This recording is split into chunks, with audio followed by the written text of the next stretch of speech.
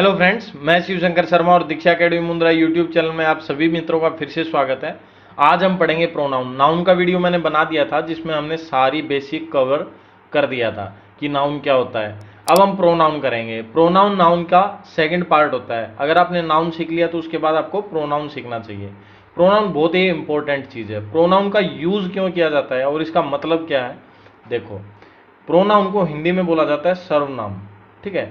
यानी इसका यूज जो होता है वो ऐसी जगह पे होता है जहां पे नाउन का रिपीट हमें नहीं करना पड़े। जैसे हम नाउन को बार बार लिखें, जैसे सपोज करो आपने एक ऐसे लिखा है किसी के भी, मान लो आपने एक गाय का ऐसे लिखा है, तो आप बार बार काओ काओ लिखो तो उसकी जगह आप काओ की जगह इट या शी का आप यूज कर सकते हो या हर का यूज कर सकते हो। ऐसे बहुत सारे प्रोनाउन हैं जिनका यूज कर सकते हो।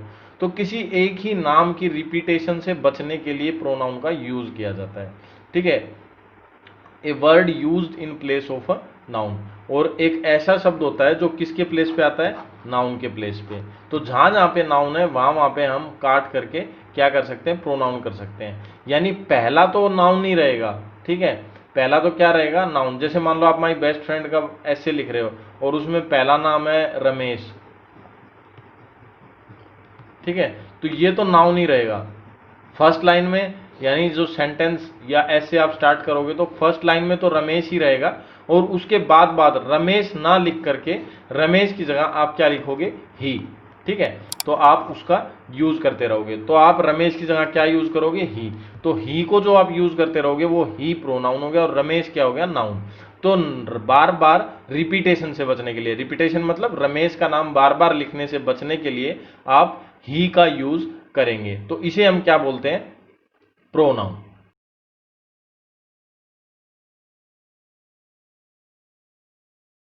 अब देखिए, अब इसमें क्या होता है, टाइप्स होते हैं प्रोनाउन के। क्या होते हैं, टाइप्स। बहुत सारे टाइप्स के प्रोनाउन होते हैं जो हम अलग अलग सीखेंगे। बेसिकली हम यहाँ पे आपको 10 टाइप्स में इनको डिवाइड करके आपको सिखाएंगे।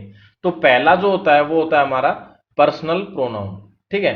पर्सनल प्रोनाउन को आप हिंदी में समझो तो पुरुषवाचक स्वरनाम बोलते हैं, ठीक है। इसके अंदर क्या क्या आते हैं, I, me, we, us, you, he, him, ठीक है, she, her, it, they, them. तो ये सारे क्या हो गए, पर्सनल प्रोनाउन। फिर इसी तरीके से आता है हमारा नेक्स्ट पोजेसिव प्रोनाउन। ये हमारे पोजेसिव प्रोनाउन, ठीक है। पोजेसिव प्रोनाउन को हम क्या बोलते हैं, अधिकारवाचक स्वर्नाम। क्या बोल सकते हैं इनको, अधिकारवाचक। यानी अब देखो ये जहां पे यूज होंगे ना, ये पोजेसिव प्रोनाउन जो भी है यहाँ पे जहां पे भी यूज होंगे वहां पे ये क्या दिखाएंगे कि ये अधिकार, मतलब किसी चीज के ऊपर अपनी स्वामित्व दिखाएंगे। क्या दिखाएंगे, मालिकाना हक, ठीक है। तो ऐसी जगहों पे इनका यूज किया जाता है। जैसे मैं बोलूँ ये साइकिल किसकी है, माइन, ठीक है, मेरी।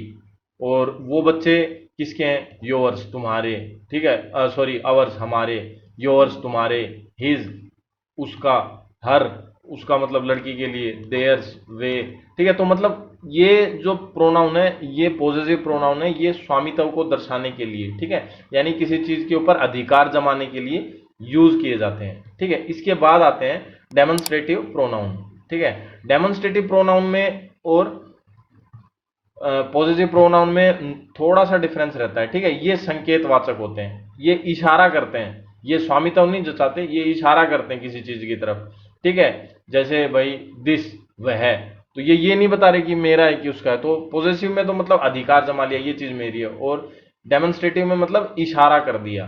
क्या कर दिया, इशारा, यानी संकेत कर दिया कि भाई ये जैसे मैं पूछूं किताब कहाँ रखी है, तो दिस, यह रही, ठीक है, दैट, वह, दीज, ये।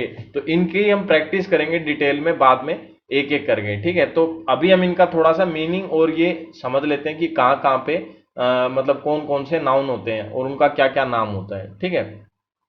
फिर इसके बाद आता है जो हमारा, वो आता है डिस्ट्रीब्यूटिव प्रोनाउन, ठीक है। डिस्ट्रीब्यूटिव प्रोनाउन का क्या मतलब होता है, ये व्यष्टिवाचक स्वरनाम होते हैं, ठीक है। मतलब किसी चीज को डिवाइड करके और समझें तो उसको हम डिस्ट्रीब्यूटिव बोल देते हैं, मतलब अलग अलग भागों में बांट करके समझें। जैसे ईच, ठीक है, ईच माने जैसे मैं पूछूं कितने बच्चों को देनी है, तो ईच यानी हर एक को, प्रत्येक को। आइदर कोई भी हो सकता है, नाइदर नहीं, कोई भी नहीं। एवरी हर एक, नन कोई नहीं, ठीक है।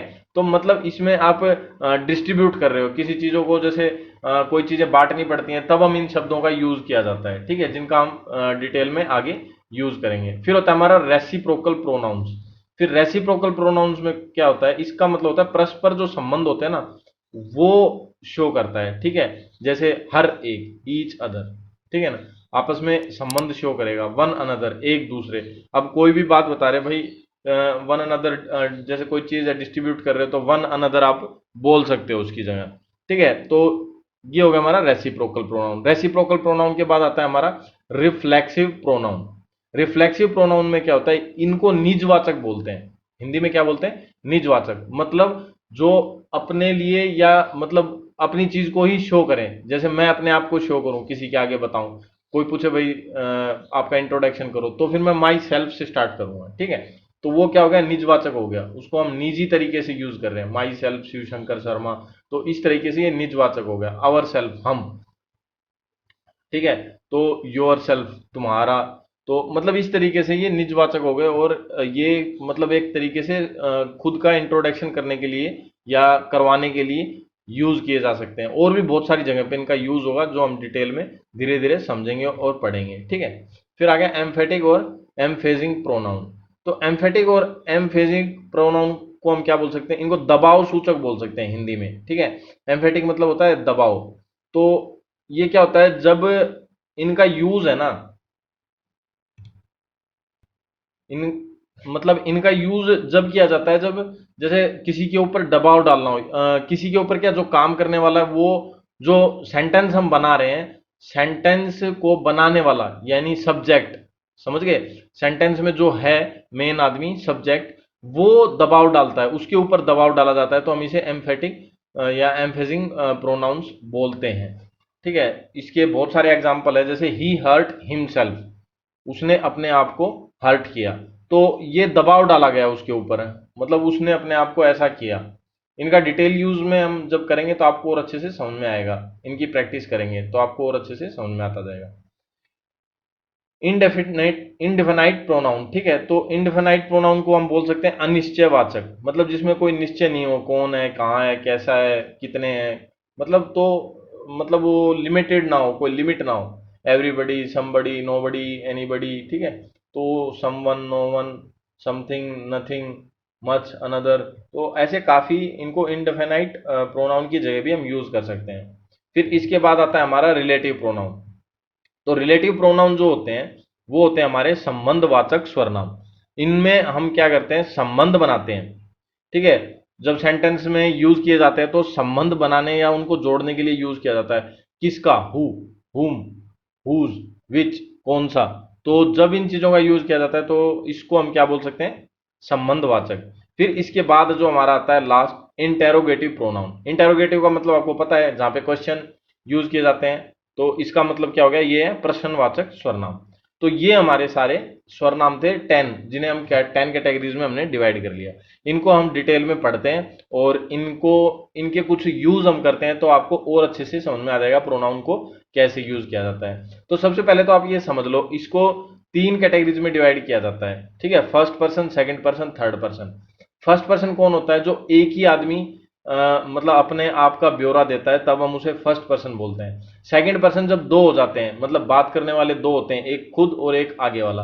और थर्ड पर्सन जब दो आदमी किसी तीसरे के बारे में बात करते हैं तो वो थर्ड पर्सन होता है। तो फर्स्ट पर्सन में तो देखो आई आ गया, आई यानी मैं, मी, माई, माइन, ये फर्स्ट पर्सन के वर्ड्स यूज हो गए। वी, हम, तो इसमें दो जने आ गए या दो से ज्यादा हो गए। अस, ठीक है, हम, हमारा, अवर, अवर्स। तो ये क्या है, ये सारे किसमें हो गए, सिंगुलर में हो गए, सॉरी प्लूरल में हो गए, किसमें, फर्स्ट पर्सन में ही। मतलब ये एक ही जगह पे हैं और आपस में मतलब इनका कोई कोऑर्डिनेशन नहीं है, वो एक ही यूनिट में शो कर रहे हैं इन चीजों को, ठीक है। तो ये सारे क्या हो गए, फर्स्ट पर्सन। फिर सेकंड पर्सन में क्या हो गया, जब दो चीजें यूज की जाए, तू या तुम, ठीक है। योर्स, तुम्हारा, योर्स। तो इसमें दो हो गए, दो यूनिट हो गए, एक तो जो क्वेश्चन पूछ रहा है और एक दूसरा, ठीक है। या एक जो बातें करने वाला है और दूसरा जिससे वो बातें कर रहा है, तो दो पर्सन हो गए इसमें, तो इसको हम सेकंड पर्सन बोलते हैं। फिर जब दो आदमी किसी तीसरे के बारे में बात करते हैं, शी, वह, ठीक है ना, वह तो हम बात करेंगे तो कोई तीसरे के बारे में बात करेंगे तो ये थर्ड पर्सन होते हैं। और सिंगुलर प्लूरल यानी एक वचन में जब यूज किए जाते हैं, he, it, him, it, her, his, its, तो ये एक वचन हो गए। They, one, we, them, their, तो ये जब काफी आदमियों के बारे में बात किया जाए प्लूरल। प्लूरल यानी बहुवचन, सिंगुलर यानी एक वचन। ठीक है, तो ये हो गए हमारे पर्सन्स। अब हम इनका आपको कुछ एग्जाम्पल देके आपको समझाते हैं। अभी हमारा जो सबसे पहला था वो था पर्सनल प्रोनाउन। तो पर्सनल जो प्रोनाउन था ना, उसके हम कुछ एग्जांपल देके आपको समझा देता हूं भाई उसको किस तरीके से यूज किया जाता है। तो सबसे पहले तो हम पर्सनल प्रोनाउन को देखो, एक तो होता है नॉमिनेटिव केस और एक होता है ऑब्जेक्टिव केस। तो नॉमिनेटिव केस तो जो होता है, जो स्टार्टिंग में आता है, जो वर्ब से पहले आता है ना, जो नाउन जो प्रोनाउन वर्ब से पहले यूज किए जाते हैं उन्हें हम नॉमिनेटिव केस में बोलते हैं। किस में बोलते हैं? नॉमिनेटिव केस में।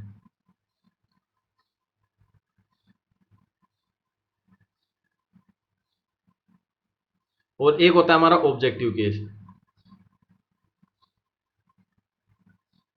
ठीक है, नॉमिनेटिव केस में कौन कौन से आते हैं? जो सब वर्ब से पहले यूज किए जाते हैं, जैसे आई, शी, दे और वी।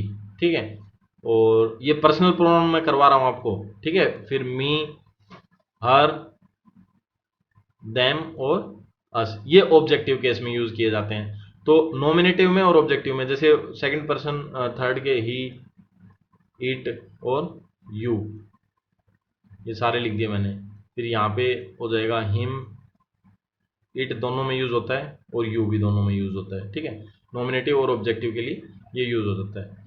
तो जैसे ये जो वर्ब से पहले आते हैं ना, ठीक है, तो इनको तो हम नॉमिनेटिव बोलते हैं, और वर्ब के बाद आते हैं तो ऑब्जेक्टिव केस हो जाते हैं। जैसे मैं आपको एक एग्जांपल देके समझाता हूं। मैं यहाँ पे लिख दिया जैसे आई टीच हिम। ठीक है, अब यहाँ पे देखो दो हो गए। आई, आई क्या हो गया? वर्ब से पहले आ गया। वर्ब से पहले आ गया ना, तो ये क्या हो गया? नॉमिनेटिव केस में। ठीक है, और हिम, हिम क्या आया? वर्ब के बाद आया। ठीक है, तो ये क्या हो गया हमारा? Objective case. तो ये आपको समझ लेना है। ठीक है, नॉमिनेटिव केस कौन से होते हैं और ऑब्जेक्टिव केस कौन से होते हैं। ऑब्जेक्टिव यानी जो ऑब्जेक्ट में आते हैं, और नॉमिनेटिव यानी सब्जेक्टिव केस या सब्जेक्ट में जो आते हैं। जैसे एक एग्जांपल और मैं देता हूं, ही इज टॉट बाई मी। ठीक है, ये हमारा एक्टिव वॉइस था और ये हो गया हमारा पैसिव वॉइस। अब पैसिव वॉइस में देखो ही किस में आ गया? नॉमिनेटिव केस में। और मी किस में आ गया? आपका ऑब्जेक्टिव केस में। ठीक है, तो ये तो आ गया नॉमिनेटिव केस में और ये आ गया आपका ऑब्जेक्टिव केस में। वर्ब कहाँ है? ये रिटोट। तो इस तरीके से आपको प्रोनाउंस का यूज करना है नॉमिनेटिव केस में और ऑब्जेक्टिव केस में। ये कुछ पर्सनल प्रोनाउन के रूल्स हैं जो मैंने आपको बताए। मैं एक दो रूल और आपको बताता हूं। अब देखो, ये एक और रूल मैं आपको बता रहा हूं। जैसे मैंने ये 3 सेंटेंस लिख दिया आपके, ठीक है। अब अगर मान लो बहुत सारे प्रोनाउन एक ही सेंटेंस में हो, ठीक है ना, जैसे इसमें यू, ही और आई, तो बहुत सारे प्रोनाउन एक ही सेंटेंस में हो और कोई मतलब कोई दुखी या खराब बात नहीं हुई हो, मतलब कोई गलत काम नहीं हुआ, बुरा काम नहीं हुआ हो, तब जो हम प्रोनाउंस हैं तब उनको इस रूल में यूज करते हैं, 2-3-1 में। टू यानी सेकंड पर्सन, थ्री माने थर्ड पर्सन और वन माने फर्स्ट पर्सन। तो सबसे पहले हम सेकंड पर्सन यूज करते हैं, फिर थर्ड पर्सन और फिर फर्स्ट पर्सन। अब सपोज करो ये तीनों एक साथ ना हो, कोई भी दो हो, ठीक है ना। तो जैसे मान लो इसमें है ये रहा, ये थर्ड पर्सन है और ये क्या है? First person. लेकिन रूल यही रहेगा 2-3-1 का, ठीक है ना। तो पहले थ्री आ गया फिर फर्स्ट, ठीक है ना। फिर इसमें यू और ही, फिर पहले सेकंड आ गया और फिर थर्ड। समझ गए?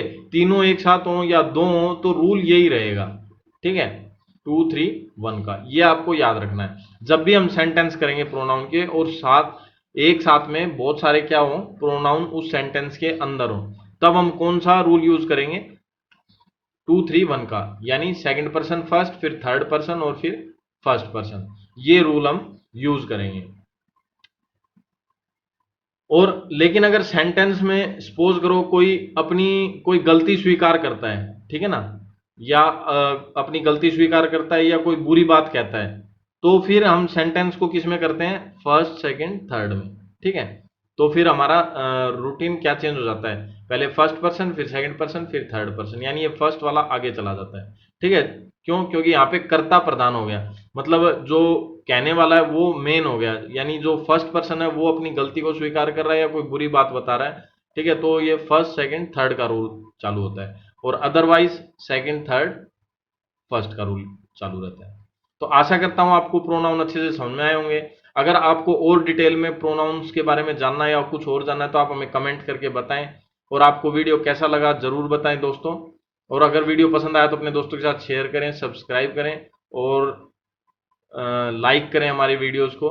Thank you friends. आने वाले वीडियोस के लिए बेल आइकन को प्रेस करें ताकि आपको हमारा नोटिफिकेशन मिलता रहे।